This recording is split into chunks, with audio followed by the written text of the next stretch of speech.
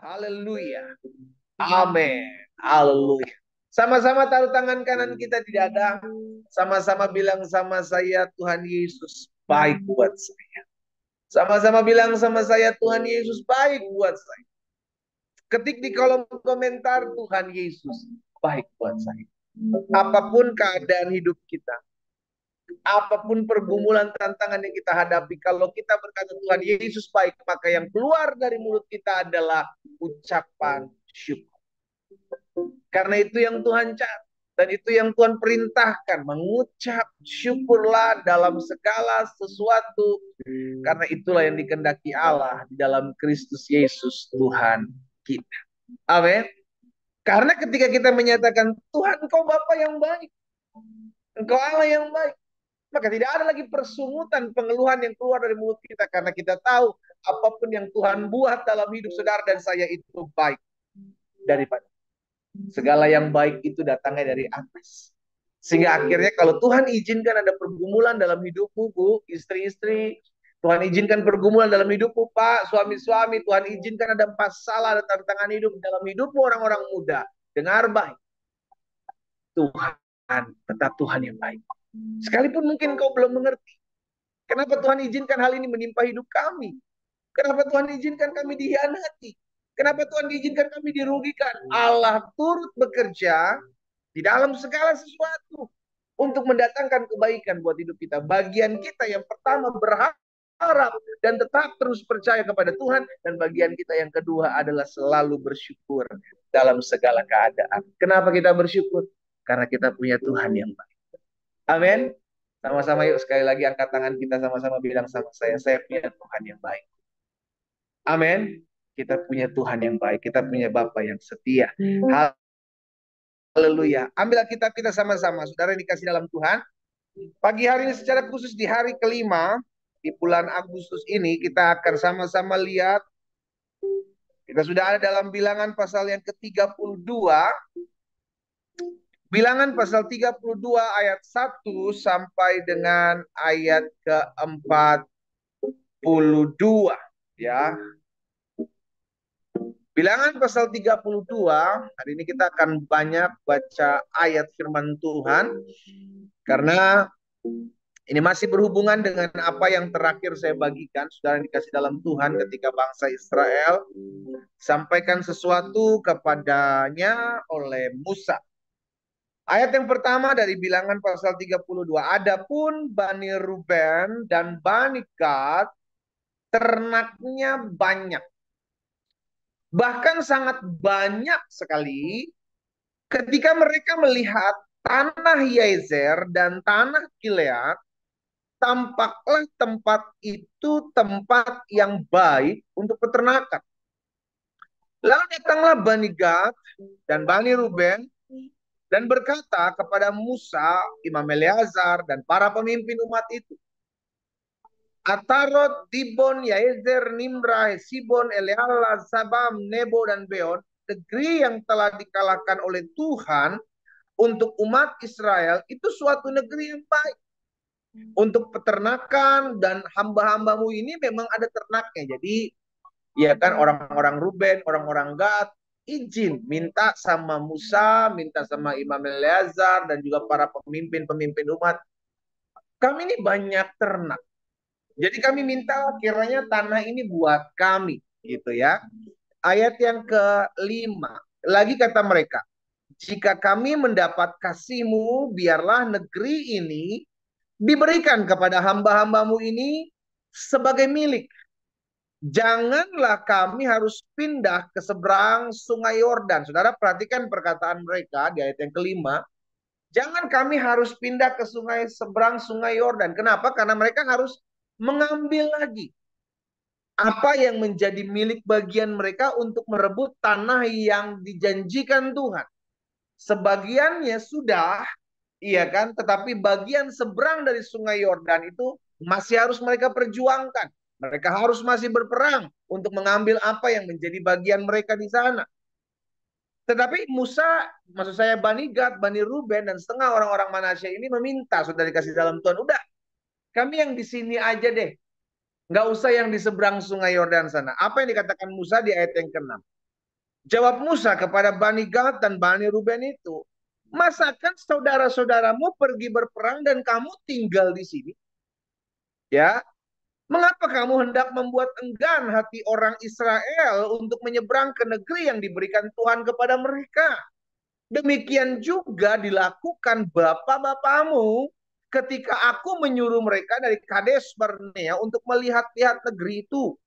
Mereka berjalan sampai ke lembah Eskol, melihat-lihat negeri, dan membuat enggan hati orang Israel, sehingga mereka tidak mau pergi ke negeri yang diberikan Tuhan kepada mereka. Maka bangkitlah murka Tuhan pada waktu itu, dan dia bersumpah bahwasanya orang-orang yang telah berjalan dari Mesir, yang berumur 20 tahun ke atas, tidak akan melihat negeri yang kujanjikan dengan bersumpah kepada Abraham, Ishak, Yakub, oleh karena mereka tidak mengikut aku dengan sepenuh hatinya, kecuali Kaleb bin Yefun dan orang Kenas itu dan Yosua bin Nun, sebab keduanya mengikut Tuhan dengan sepenuh hatinya. 13. Sebab itu bangkitlah murka Tuhan kepada orang Israel, sehingga ia membuat mereka mengembara di padang gurun 40 tahun lamanya, sampai habis mati segenap angkatan yang telah berbuat jahat di mata Tuhan. Jadi ketika Bani Ruben dan Bani Gad ini minta request, udahlah kami di sini aja, nggak usah ngerebut lagi bagian sebelah dari Sungai Yordan. Udah kami di sini aja karena tanah ini baik bagi kami. Musa ingatkan sama mereka, jangan kalian sama seperti bapak-bapak kalian yang membuat tawar hati sebagian besar bangsa Israel. Kenapa? Karena mereka sejatinya tidak mau pergi berperang. Mereka ketakutan. Jangan sampai, kata Musa, kejadian itu berulang kembali. Wahai Bani Gad, wahai Bani Ruben. Kamu harus belajar dari pengalaman. Sama-sama bilang sama saya harus belajar dari pengalaman. Ketik di kolom komentar, saya harus belajar dari pengalaman. Saudara, saya percaya setiap kita punya pengalaman bersama Tuhan. Ya, setiap kita punya banyak perjalanan hidup bersama dengan Tuhan. Ada di dalamnya Tuhan ingatkan sesuatu. Ada di dalamnya Tuhan ajarkan sesuatu. Jangan kembali jatuh di lubang yang sama. Amin. Kalau Tuhan sudah ingatkan satu hal buat setiap kita untuk jangan kita lakukan karena ada punya pengalaman yang tidak baik di sana, maka jadikan itu sebuah pembelajaran. Jadikan itu sebuah pembelajaran sehingga kita tidak jatuh di lubang yang sama. Kalau kita tahu, oh saya gampang jatuh nih di area sini, ayo jangan. Oh saya punya pengalaman di tempat ini. Saya kemarin jatuh jauh dari Tuhan karena saya bermain-main di area sini. Jangan dibuat lagi. Nah, pengalaman-pengalaman seperti itu kita mesti ingat, saudaraku. Ya, sama makanya Musa mengingatkan Bani Gad, Bani Ruben, ayo jangan membuat tawar hati umat Tuhan yang akan pergi menyeberang Sungai Yordan untuk mengambil merebut bagian mereka yang baik. Sehingga kalian tidak ikut berperang. Oke, kita lanjut. Saudara dikasih dalam Tuhan. Di ayat yang ke-14. Dan sekarang kamu bangkit ganti bapak-bapakmu suatu kawanan orang-orang berdosa untuk menambah lagi murka Tuhan yang menyala-nyala kepada orang Israel itu. Ayat 15. Jika kamu berbalik membelakangi dia, maka kamu akan lebih lama lagi dibiarkan di padang gurun dan kamu akan membawa kemusnahan atas seluruh bangsa ini. Jadi proses yang kita hadapi, saudara dikasih dalam Tuhan untuk membuat kita dewasa. Semakin lama kita nggak mau bertumbuh dewasa, akan semakin lama proses itu mendidik dan mendewasakan kita. Jadi kalau engkau mau melewati fase proses itu, maka bertumbuhlah cepat. Sadarlah, berubahlah, baharui hati. Karena semakin cepat engkau bertumbuh, engkau akan semakin cepat melewati masa-masa padang gurunmu. Iya kan? Makanya tadi Musa bilang begitu, sudah dikasih dalam Tuhan. Jika kamu berbalik membelakangi dia, ayat 15 tadi, maka kamu akan lebih lama dibiarkannya tinggal di padang gurun dan kamu akan membawa kemusnahan atas seluruh bangsa ini. Jadi semakin lama kita bertobat, akan semakin lama proses yang kita lewati. Semakin cepat kita sadar, oh saya harus berubah, saya harus berbalik. Maka semakin cepat proses yang harus kau jalan. Semua kembali kepada kita. Kalau kita mau lewat cepat di proses itu, maka cepatlah berubah, cepatlah sadar diri. Ya, ayat 16. Tetapi mendekatlah mereka kepada Musa serta berkata, kami hendak mendirikan kandang-kandang kambing domba di sini untuk ternak kami dan kota-kota untuk anak-anak kami. Tetapi kami sendiri akan mempersenjatai diri dengan bersegera. Kami akan berjalan di depan orang Israel sampai kami membawa mereka ke tempatnya. Sementara itu anak-anak kami akan tinggal dalam kota-kota yang berkubu oleh karena penduduk negeri ini. Kami tidak akan pulang ke rumah kami sampai setiap orang Israel memperoleh milik pusakanya. Sebab kami tidak mau menerima milik pusaka di seberang sungai Yordan, di sana dan seterusnya. Apabila kami mendapat milik pusaka di sebelah sungai Yordan sini, di sebelah timur. Jadi mereka bilang sama Musa, no. Kami akan tetap ikut berperang, hanya bagian sebelah sininya ini menjadi milik pusaka kami, Musa. Ya, tetapi kami orang-orang yang akan berperang, kami akan ikut berperang untuk merebut bagian sebelah sungai sana. Gitu loh. Jadi ternyata sudah dikasih dalam Tuhan, mereka tetap ikut berperang, mereka ikut tetap berjuang, ya. Lalu berkatalah Musa kepada mereka ayat 20.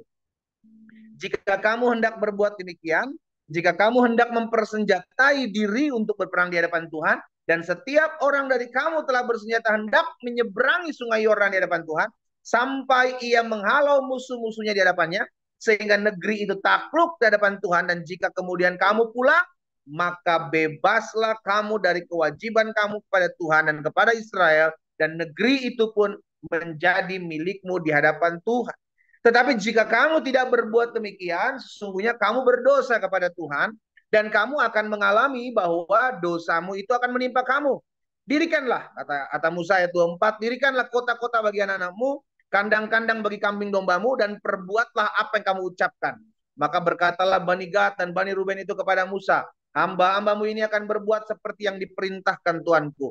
Anak-anak dan istri kami, ternak kami, hewan kami akan tinggal di sini di kota-kota Gilead.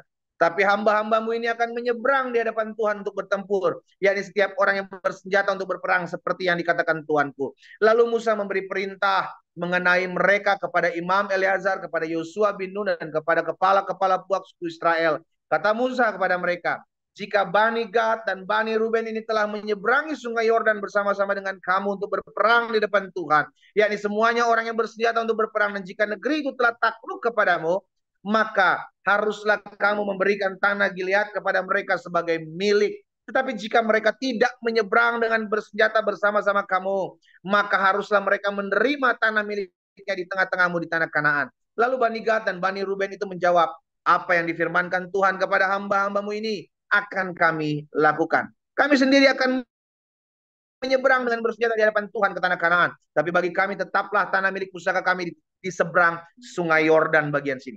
Lalu Musa memberikan kepada mereka, kepada Bani Gad, Bani Ruben, dan kepada setengah suku Manasya bin Yusuf, kerajaan Sihon, raja orang Amari, dan kerajaan Og, raja Basan, yakni negeri mereka beserta kota-kota di seluruh negeri itu dengan daerah-daerah setiap kota itu. Maka Bani Gad membangun kota-kota Dibon, Atarot, Arur, Atarot Sofan, Yaezer, Yobega, Bet Nimra, Bet Haran sebagai kota-kota yang berkubu dan sebagai tempat kandang-kandang kambing domba. Dan Bani Ruben membangun kota-kota Hesbon, Eleala, Kiryathaim, Nebo, Balmeon dengan mengganti nama-namanya dan Sibma. Dan mereka memberi nama lain kepada kota-kota yang dibangun mereka itu. Bani Makir bin Manasye pergi ke Gilead, mereka merebut dan mengalaukannya orang Amori yang ada di sana. Lalu Musa memberikan Gilead kepada Makir bin Manasye dan diamlah ia di sana. Yair anak Manasye pergi merebut dusun-dusun dan menamai Hawat Yair. Noba pergi merebut Kenat dengan segala anak kota dan menamai Nobat. Noba menurut namanya sendiri. Jadi saudara yang dikasih dalam Tuhan, dari kedua belas suku ini ada 2,5 yang sudah terlebih dahulu ada di bagian sisi sebelumnya di Sungai Yordan. Jadi mereka rindu untuk kami pilih di sini aja karena menurut mereka tempat ini nih baik buat ternak kami karena kita mencatat ternak-ternak mereka, kambing domba mereka banyak. Ya, jadi mereka pilih di sini. Mereka bilang sama Musa, sama Imam Eleazar, sama pemimpin-pemimpin, kami di sini aja lah. Tapi Musa ingatkan mereka, kamu harus ikut berperang, jangan membuat tawar hati umat Tuhan lainnya.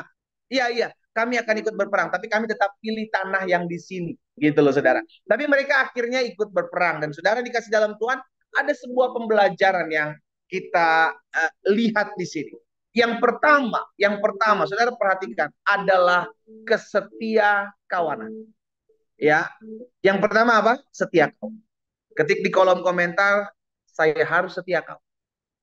Setia kawan bukan berarti harus mengikuti apa yang kawan itu inginkan. Setia kawan bukan berarti, oh teman saya jahat, maka saya harus ikut jahat. Karena menurut pendeta Glenn, saya harus setia kawan. Alkitab bilang, pergaulan yang buruk merusak kebiasaan-kebiasaan yang baik. Inilah pergaulan yang baik. Sehingga akhirnya kesetia kawanan, saudara dikasih dalam Tuhan, kita harus mensupport, kita harus menguatkan, kita harus mendukung setiap perjuangan-perjuangan mereka. Apa yang hari-hari ini teman-teman kita sedang berjuang? Kalau selama itu berada dalam jalan-jalan Tuhan, support, ayo kuatkan sama-sama. Sehingga saudara yang dikasih dalam Tuhan, di sini kita belajar bahwa Musa mengingatkan kedua setengah suku yang memilih untuk tetap tinggal di seberang sungai Yordan sebelum mereka menyeberangnya.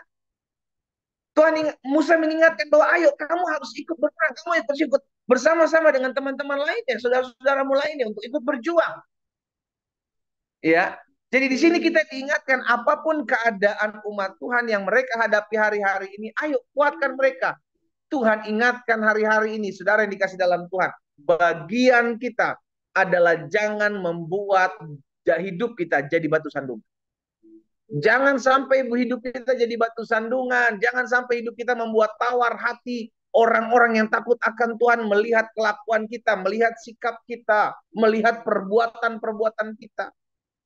Justru sebaliknya kita harus menguatkan mereka untuk tetap selalu ada di dalam jalan-jalannya Tuhan. Dan itu adalah tugas dan panggilan saudara dan saya. Dan yang kedua, setelah kesetia kawanan, maka kita belajar adalah zona nyaman. Ya, mereka udah nyaman nih. Baik orang-orang Gad, orang-orang Ruben yang belum menyeberang dan setengah dari suku Manasye ini udah nyaman, udah kami di sini aja deh. Tempatnya kayaknya enak, kambing domba kami banyak, tempat di sini juga enak buat peternakan. Udah kami di sini aja deh. Hati-hati dengan zona nyaman. Zona nyaman membuat kita sering kali gugur dalam peperangan iman. Karena nggak mau berjuang. Ketik di kolom komentar, saya harus hati-hati dengan zona nyaman. Ya, sedangkan Tuhan mau setiap kita berjuang. Kenapa? Karena hari-hari ini bukan hari-hari yang mudah, saudaraku. Bukan hari-hari yang gampang untuk kita jalani. Ayo berjuang dalam jalan-jalan Tuhan. Kalau kita nyaman dengan saat ini keadaanmu, kau sudah mengalami pertolongan Tuhan, kau sudah mengalami berkat Tuhan, ya udahlah pendeta, saya mah begini aja, udahlah, nggak usah lagi bersaksi, nggak usah lagi merebut jiwa, udah nggak usah lagi berdoa, nggak usah lagi baca firman, saya udah nyaman dengan keadaan saya. Saudara yang dikasih dalam Tuhan, pelan, tapi pasti engkau akan semakin terpuruk. Orang yang merasa nyaman dengan keadaannya hari-hari ini, maka dia nggak akan pernah kuat menghadapi apapun. Karena udah nyaman. Nggak mau lagi berjuang. Dan zona nyaman itu yang seringkali membuat kita semakin hari semakin lemah.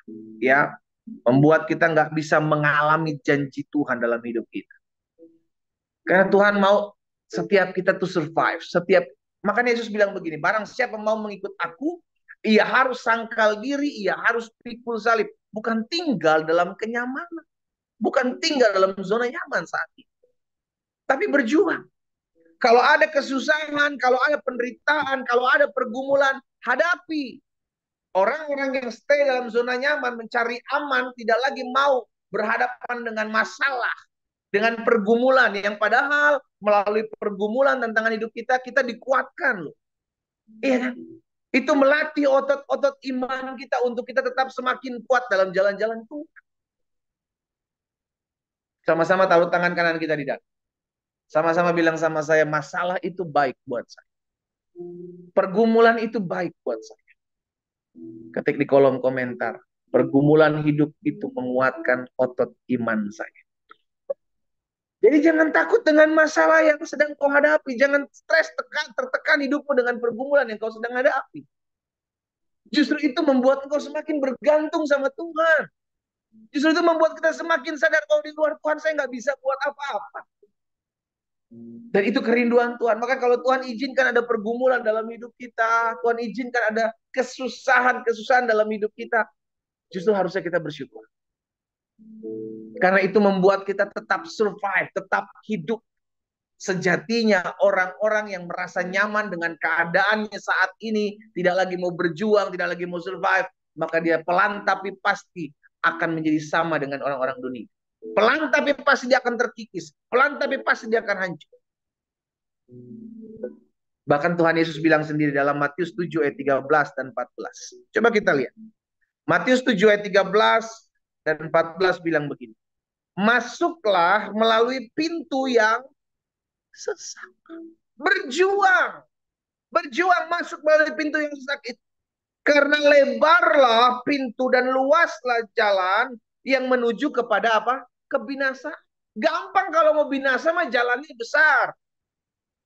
Gak perlu berjuang. Tetapi untuk masuk dalam keselamatan, jalan itu sesak. Jalan itu sempit. Kau harus berjuang. Ada effort yang harus kau lakukan. Ada perjuangan yang harus kau buat di sana. Itu sebabnya kenapa Tuhan izinkan masalah. Itu sebabnya kenapa Tuhan izinkan ada orang-orang yang mengkhianati hidup kita. Itu sebabnya kenapa kadang Tuhan izinkan ada orang-orang yang nyebelin di sekeliling kita. Untuk apa? Supaya kita berjuang. Orang yang berjuang sejatinya dia akan tetap terus mengandalkan Tuhan. Karena kita sadar kita nggak bisa buat apa-apa di luar Tuhan. Tapi kalau semua keadaan aman, semua keadaan nyaman, nggak punya masalah, itu jangan-jangan kita lupa untuk berdoa. Dan itu yang terjadi pada bangsa Israel di zaman hakim-hakim, saudara. Ketika semua baik, semua aman, mereka mulai berzina dengan Baal-Baal, tidak lagi mencari Tuhan. Ketika Tuhan kirimkan bangsa-bangsa untuk menindas mereka, baru mereka berseru sama Tuhan. Kalau Tuhan tahu kita ada masalah, baru kita datang sama Tuhan, maka Tuhan akan izinkan masalah terus dalam hidup kita. Karena setiap kali ada masalah, baru kita datang sama Tuhan. Setiap kali ada tekanan hidup, baru kita datang sama Tuhan. Ya Tuhan kasih teruslah masalah dalam hidup kita. Sehingga akhirnya setiap kali ada masalah, kita datang sama Tuhan. Setiap kali ada tekanan hidup, kita datang sama Tuhan. Makanya zona nyaman, kenyamanan dalam hidup ini tidak ada masalah, semua tenang, akan membuat iman kita luntur, iman kita gugur. Selalu saya bilang, masalah itu baik buat kita. Iya kan? Pergumulan itu baik. Kalau Tuhan tetapkan, izinkan ada orang-orang yang menindas hidup kita, nih orang percaya, ya kan? Tetap bersyukur. Karena dengan demikian kita lagi semakin bergantung sama Tuhan, gitu. Semakin bergantung, semakin berserah sama Tuhan. Masuklah melalui pintu yang sesak itu, karena lebarlah pintu dan luaslah jalan yang menuju kepada kebinasaan, dan banyak orang masuk melaluinya. Ayat 14. Karena sesaklah pintu dan sempitlah jalan yang menuju kepada kehidupan, dan sedikit orang yang mendapatinya. Jadi berjuang, survive. Justru engkau yang punya masalah, engkau yang punya beban doa saat ini, bersyukur. Karena dengan demikian kita semakin dekat Tuhan. Aku nggak tahu kenapa Tuhan izinkan masalah ini, tetapi aku percaya masalah ini membuat aku semakin dekat dengan Tuhan. Amin. Jangan mengeluh, jangan komplain. Tuhan, kenapa sih ada masalah terus? Kenapa sih ada pergumulan terus? Kenapa sih ada tekanan hidup? Justru itu membuat kita semakin hidup, semakin survive, semakin kuat, dan semakin bergantung sama Tuhan. Sama-sama yuk taruh tangan kanan kita di dada, di rumahmu masing-masing. Sama-sama bilang sama saya, masalah itu baik buat saya. Sama-sama bilang sama saya, pergumulan hidup itu membuat saya bertumbuh. Amin. Tekanan hidup saudara dan saya, Tuhan izinkan. Itu membuat kita semakin bergantung sama Tuhan. Amin. Yuk kita berdoa. Kita datang sama Tuhan. Bapak, terima kasih.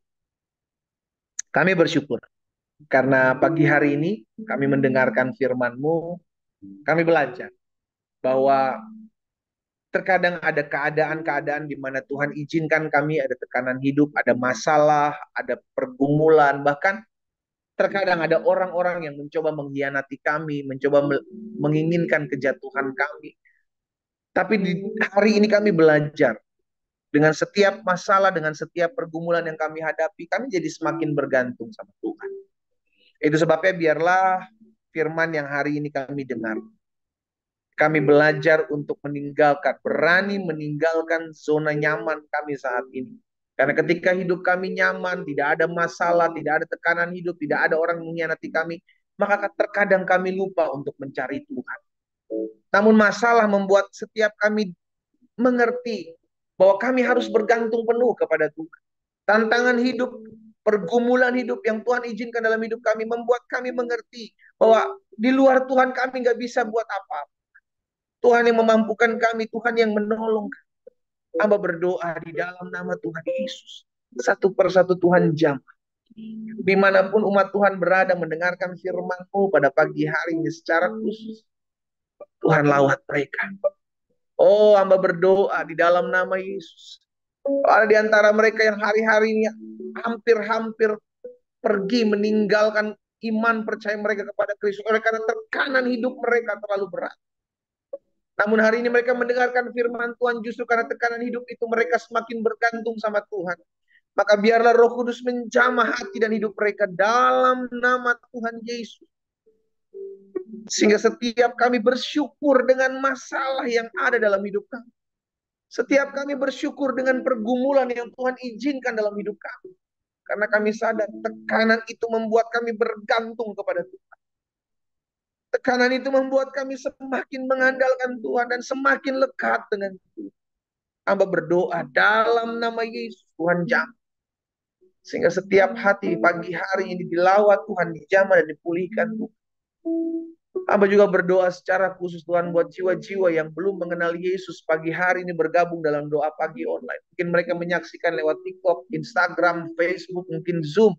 Hamba berdoa dalam nama Yesus. Tuhan lihat, jika ada di antara mereka yang hari ini sedang mengalami tekanan hidup, mengalami masalah dan hampir-hampir menyerah, hamba berdoa, bukan suatu kebetulan mereka boleh menyaksikan firman, mendengarkan sabda. Hamba berdoa bagi mereka dalam nama Yesus. Tuhan jamah. Dalam nama Yesus Tuhan lawat. Sehingga mereka mengalami perjumpaan dengan Tuhan Yesus sebagai Tuhan dan Juru Selamat. Dalam nama Yesus Tuhan beri damai di hati mereka. Tuhan beri ketentraman di hati mereka. Sehingga masalah, pergumulan, tantangan hidup, tekanan hidup dalam hidup mereka, mereka kuat menghadapinya. Karena damai dan kasih Tuhan ada bagi mereka. Dalam nama Tuhan Yesus hamba berdoa. Jiwa-jiwa ini milik Tuhan. Jadilah apa yang Tuhan pandang baik bagi mereka. Hamba juga berdoa menyerahkan ke dalam tangan Tuhan setiap pokok-pokok doa yang umat-Mu naikkan di rumah mereka masing-masing. Tuhan mendengar dan Tuhan menjawab. Satu persatu Tuhan dengar apa yang hari ini mereka naikkan di rumah mereka masing-masing. Setiap pergumulan, setiap tantangan hidup, setiap beban doa, hamba berdoa dalam nama Yesus, kami satukan hati kami berdoa menaikkan doa-doa kami di dalam nama Tuhan Yesus. Karena kami percaya doa orang benar bila dengan yakin didoakan sangat besar kuasanya. Kami berdoa dan kami percaya apa yang kami doakan didengar dan dijawab oleh Tuhan.